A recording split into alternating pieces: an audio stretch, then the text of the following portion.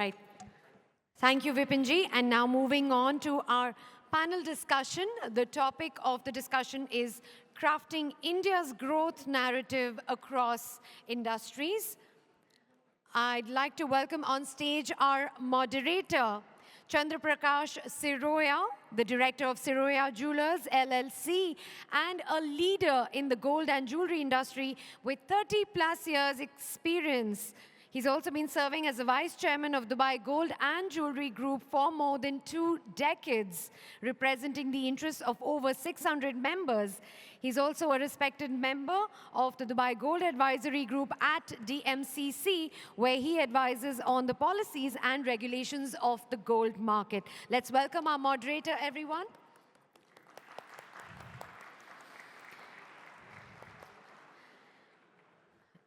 And now let me go ahead and invite our panelists. First, we have Motilal Oswal, CEO and Managing Director of Motilal Oswal Financial Services. The firm is a cornerstone in India's financial landscape, offering wealth management, asset management, investment banking, and brokerage services. With assets under management exceeding billions of dollars, the firm caters to retail investors, institutions, corporates, and high net worth individuals. From best equity broking house to best research house, these accolades underscore Motilal Oswal's status as the preferred choice for investors seeking expertise and performance. Thank you for joining us, sir. Inviting our next speaker on stage. All right, we have Ashoka Satish Parakh, MD of Ashoka Buildcon Limited, who brings over 4 decades of expertise to the infrastructure realm. Parakh's visionary leadership has propelled the company to the forefront of highway development, executing diverse industrial, residential, and BOT projects. His remarkable contributions extend to national infrastructure development, specializing in highways, bridges, power, and the railway sector. Recognized as an industry doyen, Parakh has received accolades such as the Infrastructure Person of the Year and has been actively engaged in various social and trade associations and organizations. A round of applause for our second panelist, Ashoka Satish Parakh. Next, ladies and gentlemen, we have Vinod Dugar, a dynamic and visionary entrepreneur who has made a significant impact in the world of business and philanthropy. As the founder and CEO of Dugar Group, he has built a diverse portfolio of companies across various industries, including real estate, hospitality, and technology. Under his leadership, the group has experienced exponential growth and has become a leading player in the global market. A round of applause for our speaker, Vinod Dugar, please.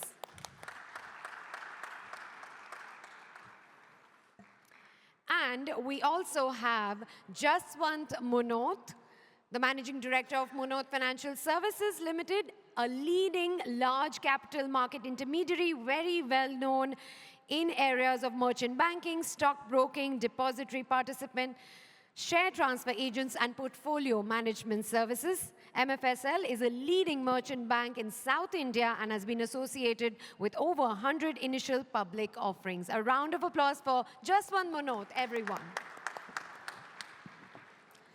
And now over to our moderator to take this discussion ahead.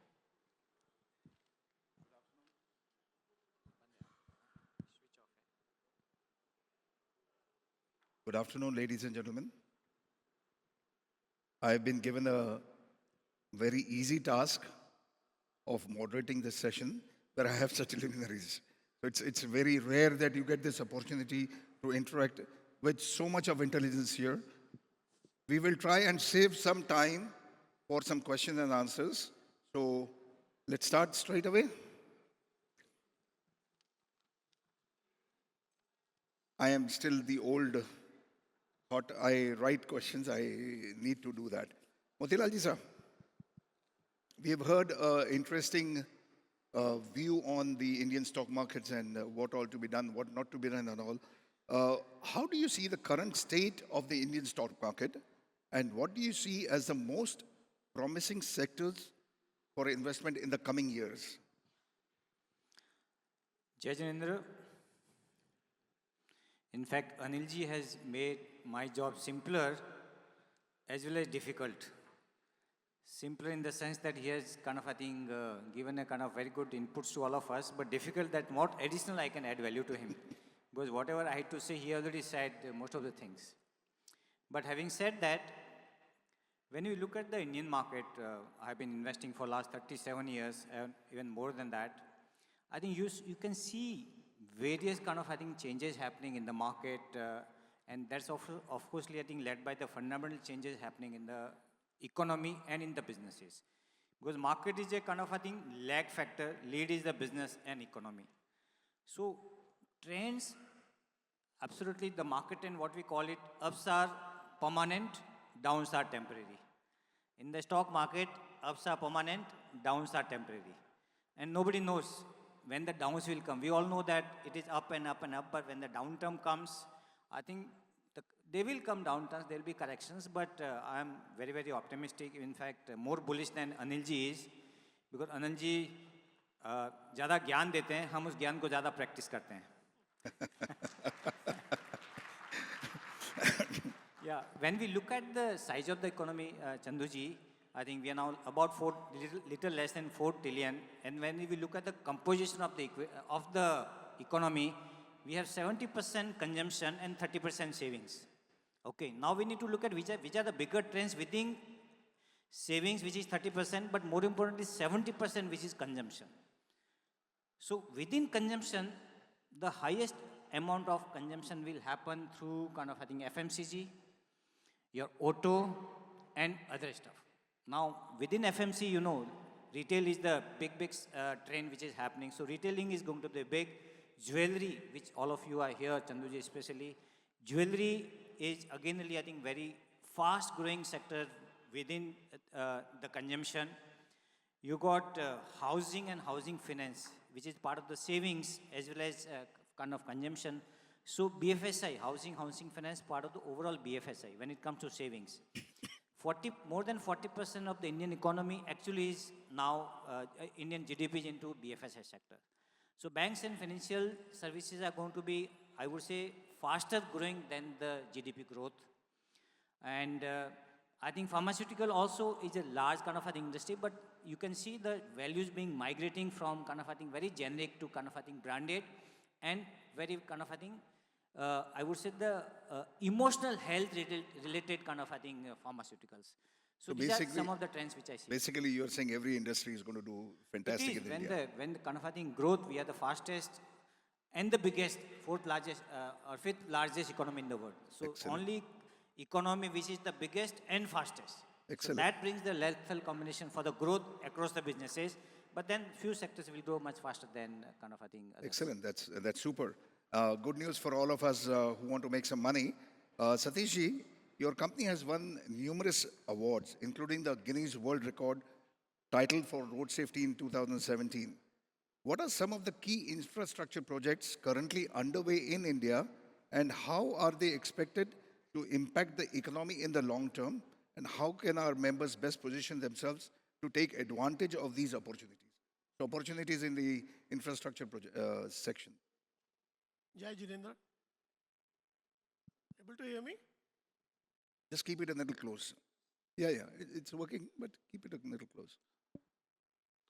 Hello. Yeah, Jai Jinendra. This Amrit Kal is like, beginning of explosion of infrastructure. Jitne Anil ji or Motilal ji optimistic hai, I would say I am 10x of that. Wow. Because we work at ground level. We are seeing the changes which are happening. The policy making, particularly in India, has completely changed now. Now thinking is of not 1 decade, 2 decade. The Niti Aayog is planning 2047. And every day we are seeing that in the implementation. Focus is not only on building huge infrastructure, but focus has shifted to quality. Focus has shifted to safety, sustainability, and all these things are actually happening at ground level. So India is really entering into a world-class kind of infrastructure. Fantastic. And we are part of it. I'm very fortunate to say that. And it's not only a physical infrastructure, but social infrastructure.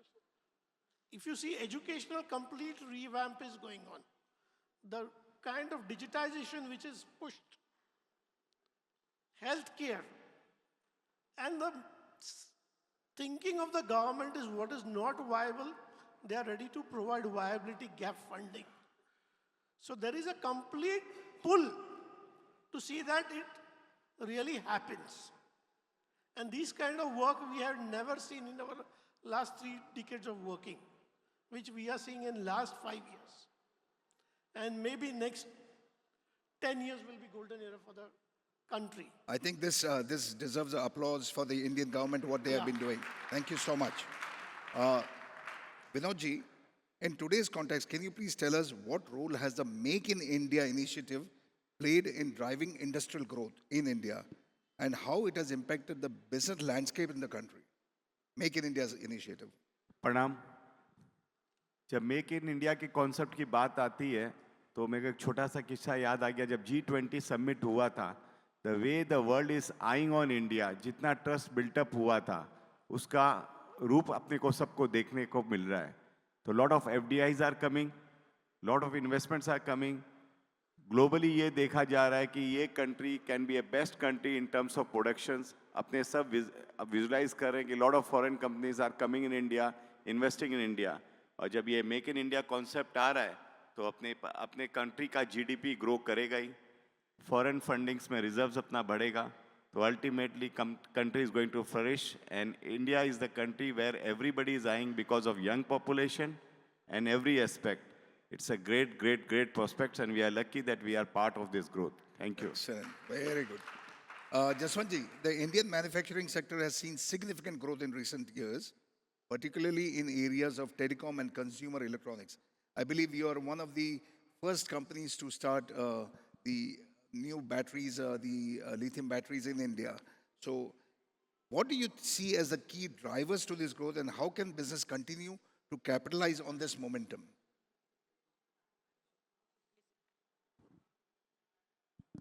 Basically, when we look at Make in India, the largest impact it has made is on consumer electronics and telecom. Most of you are having mobile phones, and 5 years back, 7 years back, 100% of the mobile phones were imported.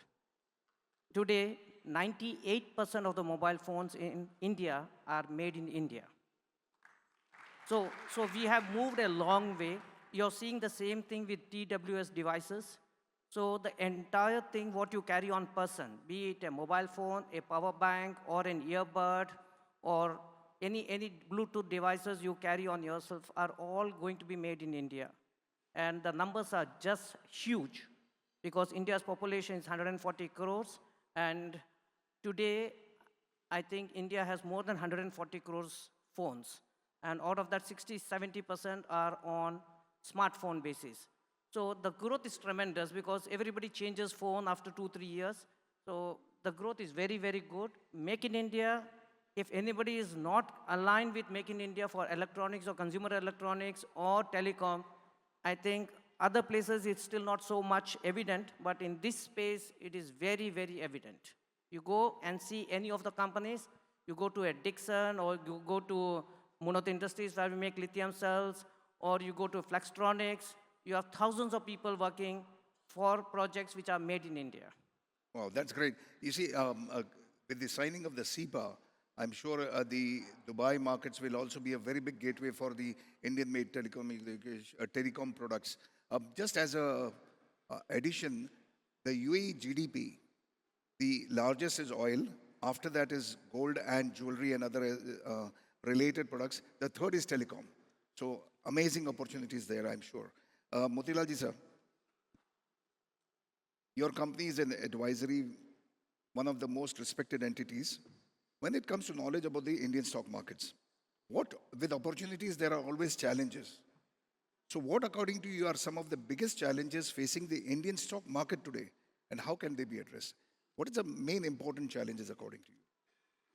I think the biggest challenge I see is markets are not ready to really capitalize on the biggest growth opportunities. आज की तारीख में आप देखेंगे that below 5% of the Indian population they invest in equities. Household savings, hardly 4.8% of the household savings go into equity. So we need to actually broaden our thinking, broaden our mind to make sure that we are able to capitalize that kind of growth which is going to happen in the market. And we are always in terms of changing the growth. So I think making the big picture in the minds of the people, including participants like us, is the biggest challenge I see from the market perspective. Second biggest challenge which I see today is the technical, what Anilji said about the cyber threats which is happening across the globe. But I think financial markets becoming the largest, biggest banks for attacks. In fact, recent my company, we actually get hundreds of attacks every month on our systems, hundreds of attacks every month. We were kind of, I think, attacked recently by one of the largest kind of, I think, firm globally, a Russian firm, Lockbit. You must have heard that. So it happened about 10 days back. Lockbit attacked our systems, and they could hack about 3 employees' kind of PCs. So I think, and with this kind of disruption happening in technologies, that's another challenge which we face here. And the third largest challenge which I see is kind of, I think, awareness, creating the awareness with the masses, with the investors. Because people don't know about the power of equities, and most of the people, they go through IPOs, or they go into a kind of small mid-cap stocks or the penny stocks, what we see.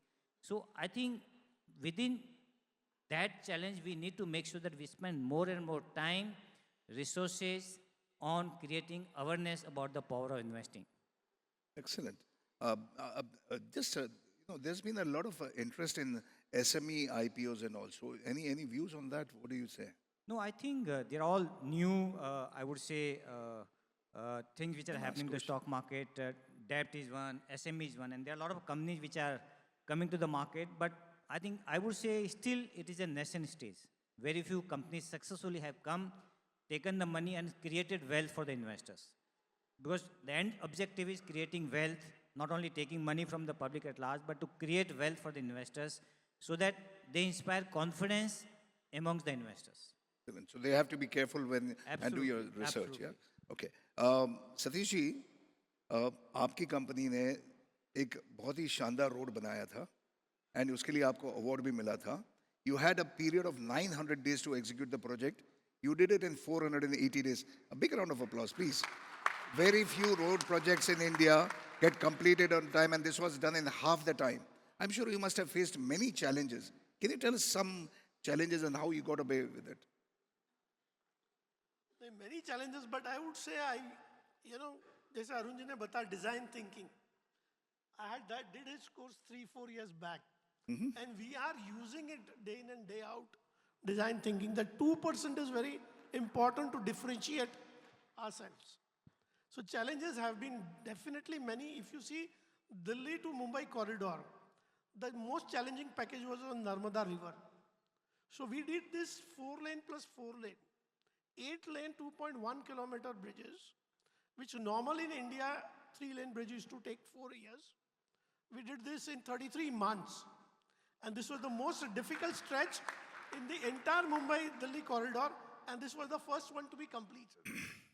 Wow. So, a lot of learning happens, and I would say, if we have gurus like Motilal ji, I had chance to work with him, I had chance to work with Arun ji for a long association, then people like Jaswant ji and Vinod ji and all, entire Jito community, a lot of inspiration is there. Wow, that's a big round of applause for Jito and its whole eco. Bhansali, have been learning a lot of things from him.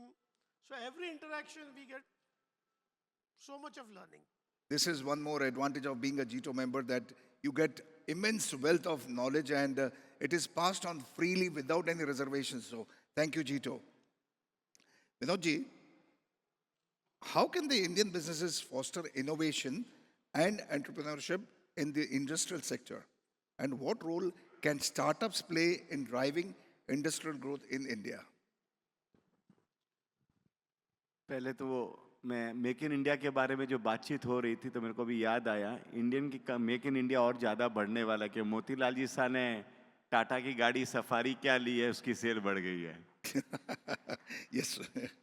और दूसरी मोतीलाल सा आप जब से जीतो के programme में आ रहे हैं लेडीज इंटरप्रेनर बहुत बढ़ गए हैं वो हम लोग को घर में बैठ के चैलेंज करते हैं कि हम आपसे ज़्यादा शेयर में करें एक आपको देखते हैं कि अनिल भाई साहब को देखते हैं और वो लोग सब टिप्स ले ले के हम लोग से ज़्यादा इनकम करते हैं रही बात स्टार्टअप में इनोवेशन में तो एक बात कह सकता हूँ young minds are brilliant minds innovation कुछ नहीं है वो सॉल्यूशन अच्छा निकाल के लाते हैं जिसके कारण हम लोग का बिजनेस बहुत आगे बढ़ता है आई पर्सनली फील कि मैं एज ए स्टार्टर जब भी इन्वेस्टमेंट करता हूँ तो ये नहीं सोचता हूँ कि वो मेरे को कंपनी क्या कमा के दे but I am sure when I meet them they give me certain solution which helps in my business in day to day affairs तो I look in that angle and startups का यही सोच विचार के स्टार्टअप्स का लेके जो आगे बढ़ रहा है नए नए ब्रिलियंट आइडिया के कारण देश में नई टेक्नोलॉजी भी आ रही है नया सोच आ रहा है नया आर्टिफिशियल इंटेलिजेंस के लिए जो भी बातचीत करें young minds are brilliant and experience mind like Satish भाई साहब का मोतीलाल जी साहब का और काम मिलने के this country will go in next level और वो दिन दूर नहीं है जब इंडिया से कितने ट्रिलियंस की कंपनी बन के निकली वर्ल्ड भी eyeing that Wow. Trillions of dollars की companies हमारे हिंदुस्तान में बनेगी. Fantastic. What a vision we have. And I think it's a collective vision of all the G2 members also. Jaswant ji, I want to ask you one question which says, how can Indian businesses leverage technology, जो आप जिसमें आपने अभी अभी नया एक शुरू भी किया है, to drive innovation and to improve efficiency in the industrial sector? I'll talk about my line of business. So when we talk of making a lithium cell, I do not know how many of you know here that one lithium cell takes almost 45 days to make. It is not like making a car which you can assemble in a day, maybe n number of cars. So the technology is very, very important simply because you want a price. India is a price-sensitive market, and you want a price and you still want a cell to be made. So you need to innovate that cell to work in Indian conditions. A cell which is made in, say, Beijing with a temperature of, say, minus 16 degrees, the same process will not work in my factory in Tirupati, where the temperature is around 30, 40 degrees. So you need to change the technology according to the situation where your factory is located. Humidity plays a very, very important role in a lithium cell factory.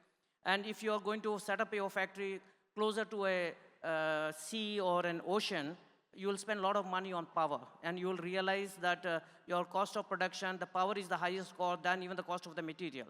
So you need to have technology to understand where exactly you can reduce the time for manufacturing, and you need the technology to ensure that the life of the cells are longer and longer. Now you have EV cars on the road. You all want that with one charge you should run 2,000 kilometers. Right now, we are doing 700, 600 kilometers, depending on the size of the car. But the technology will take it much, much faster. The chemistry is changing.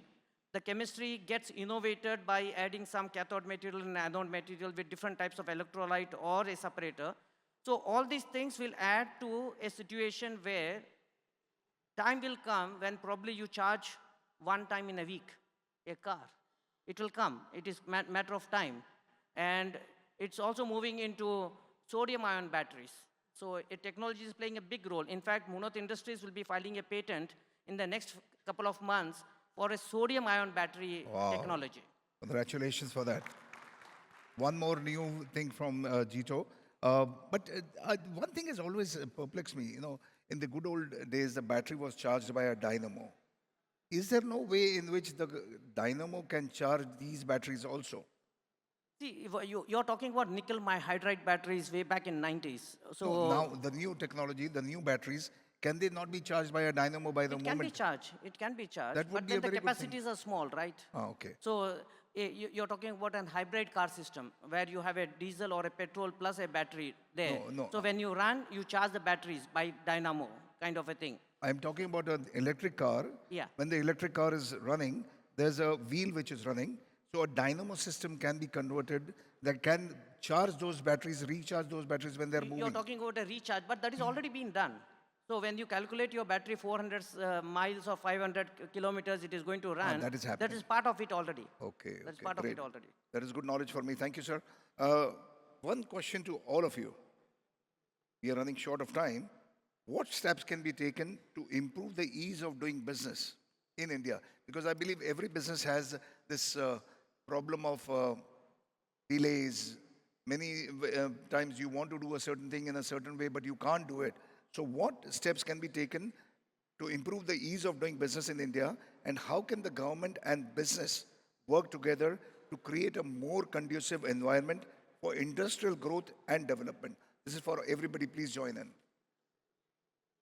No, I think a lot of things are happening, but having said that, a lot of things still need to be done when it comes to ease of doing business. I can talk about our industry, BFSI sector. We are the most regulated kind of, I think, Anil ji may know that. सबसे ज़्यादा regulations हमारे ऊपर है financial sectors पे. Now the problem is that I think now so much paperwork, so many compliance people. I think that's becoming a difficult for us as an organization.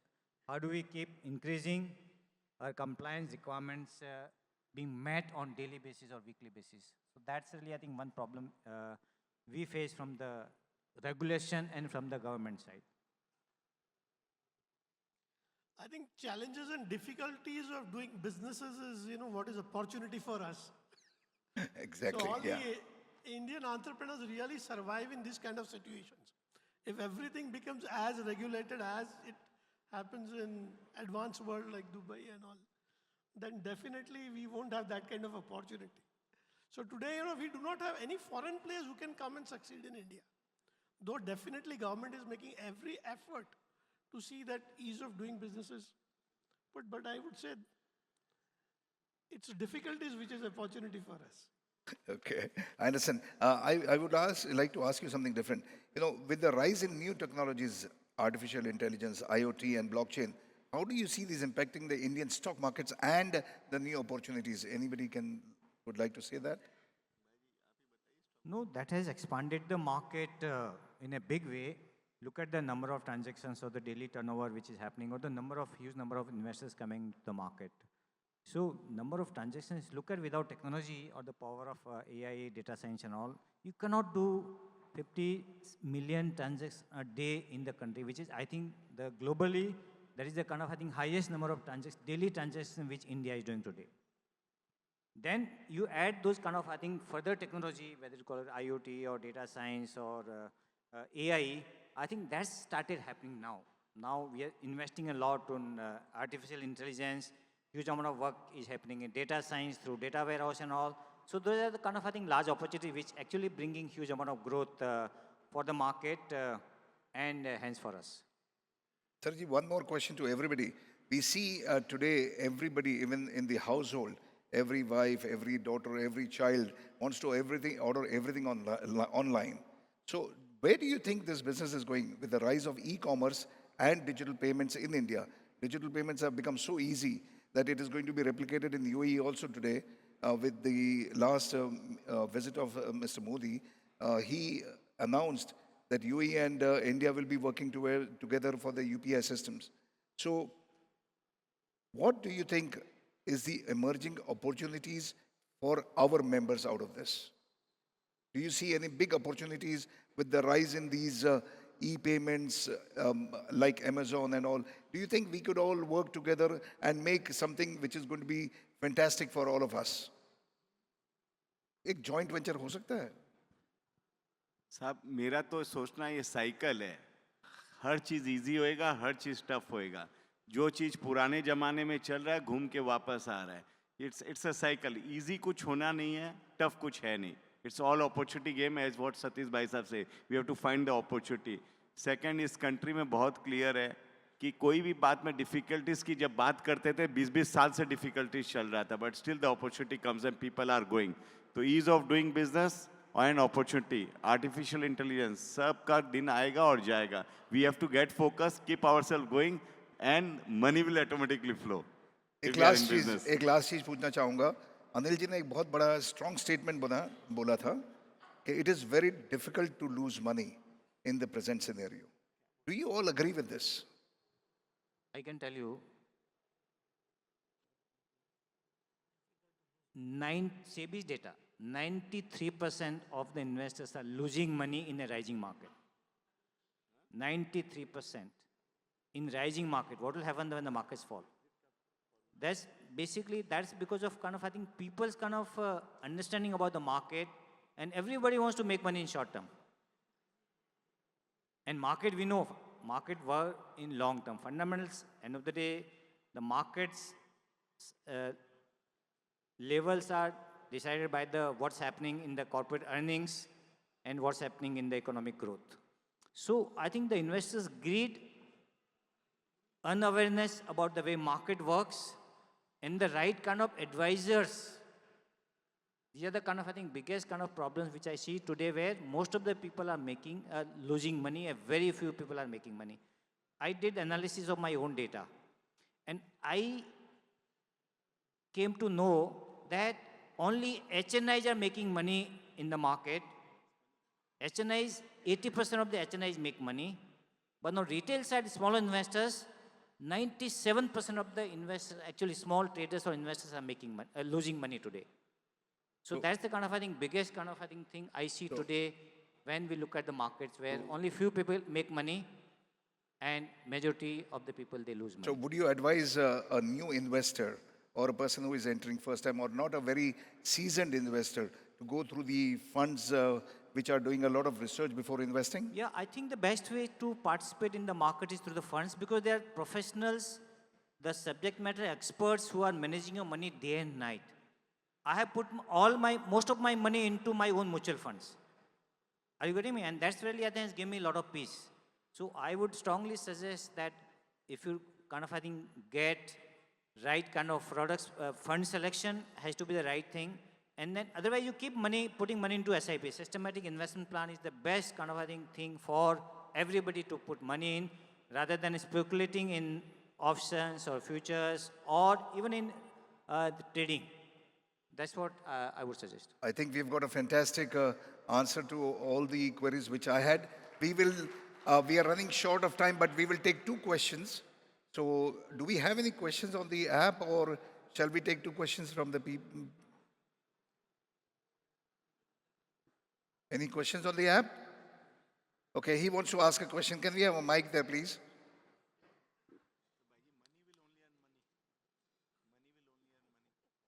He says money will only earn money. Yeah, I know.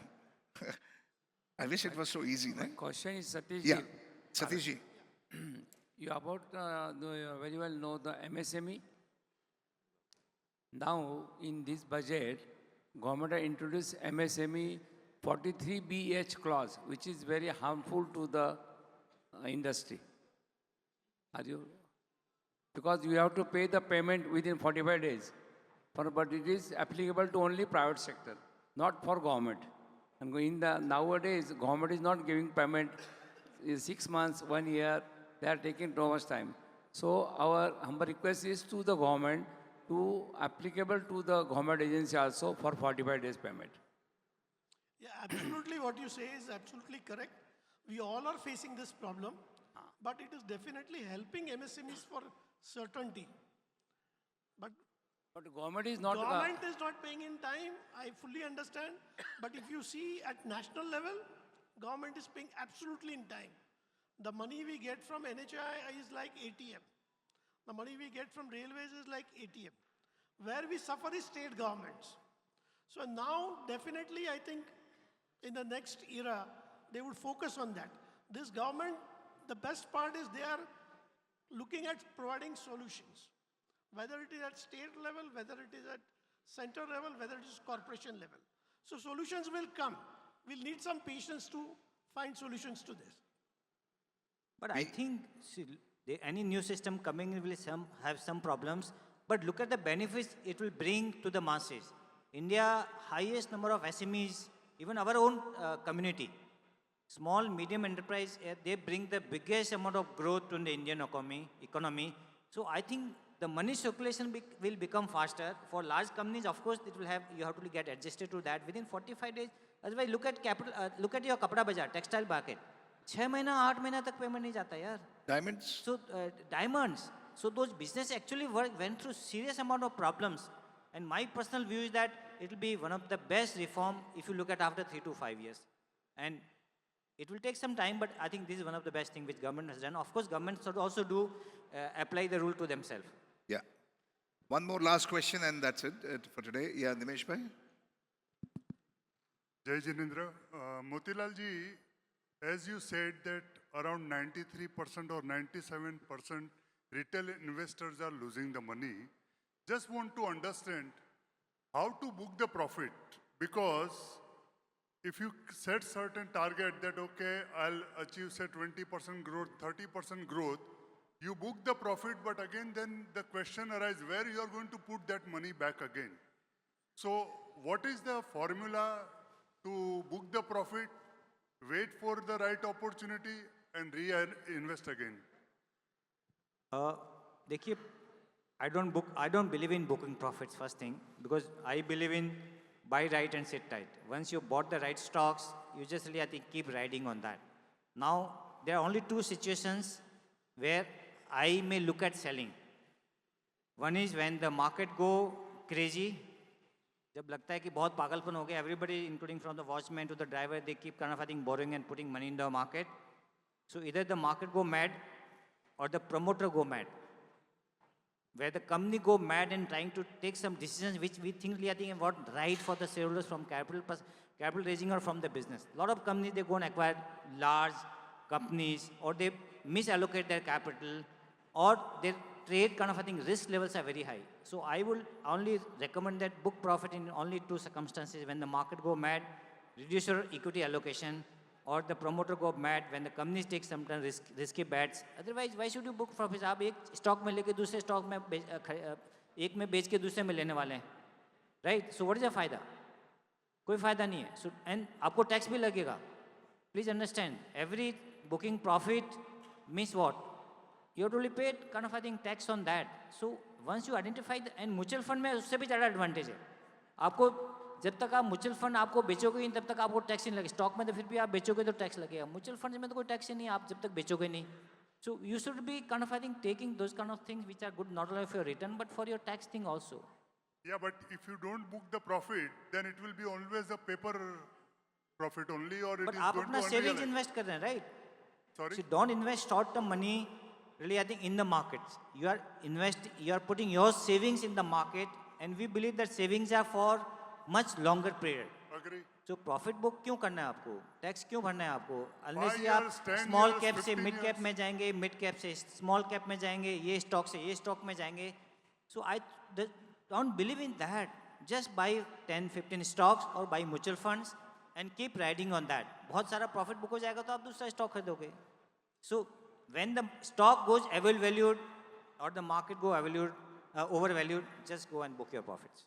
I think I like that statement. If the investor is prudent, he will see when the person with whom you've invested money, if he's gone crazy, then you sell that stock. Otherwise, why do you want to sell that stock? He's giving you money, he's giving you return. That's why the price is going up. Thank you, ladies and gentlemen. Thank you, sir. That's our Thank you panel so today. much. A big round of applause, please. Jordar banta hai yaar. A huge round of applause for our panelists and our moderator. sir. I Thank would you. like our panelists to please stay back. Thank And you. can I invite Thank you, sir. Ashish Doshi, Tejas Sangvi and Gaurav Dhariwala to please come up on stage and felicitate our panelists with a token of appreciation. Ashish Doshi, Tejas Sangvi and Gaurav Dhariwala, please.